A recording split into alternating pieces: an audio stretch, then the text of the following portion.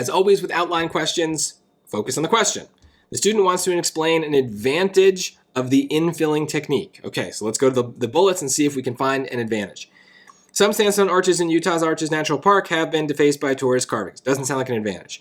Park rangers can smooth away some carvings using power grinders. Well, that's not the infilling technique.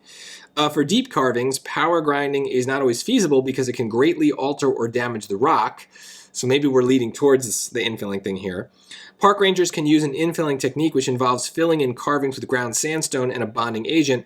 This technique is minimally invasive. So we're probably going to say that. I could see maybe going back to some of the things that are like in the third bullet, but that's not as explicit. Those are more like disadvantages of grinding. So maybe that matters, but I'm going to stick to the easier answer first and we'll worry about complexity later.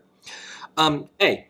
To remove carvings from sandstone arches in Utah's Arches National Park, power grinding is not always feasible. Well, that's not about infilling at all, so that's not good.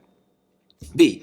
Filling in carvings with ground sandstone and a bonding agent is less invasive than smoothing them away with a power grinder, which can greatly alter or damage the sandstone arches. Maybe, yeah. I wish they said infilling specifically, but this does seem to say why it's good, right? It's less invasive. That's kind of what we said here.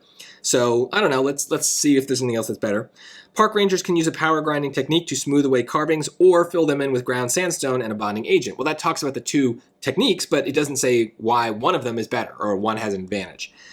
D, as methods for removing carvings from sandstone, power grinding and infilling, As methods for removing carvings from sandstone, power grinding and infilling differ in their level of invasiveness. They differ, but you didn't say which one was better, right? You got to say, right? It's got to be an advantage. So B is fine. It doesn't quite say it the way that I would want to say it, but that's okay because that's not our task here. It's not to write the best version of this. It's to just give them the version that kind of checks off the box that they want to check off. They say we need an advantage. This is definitely telling us an advantage.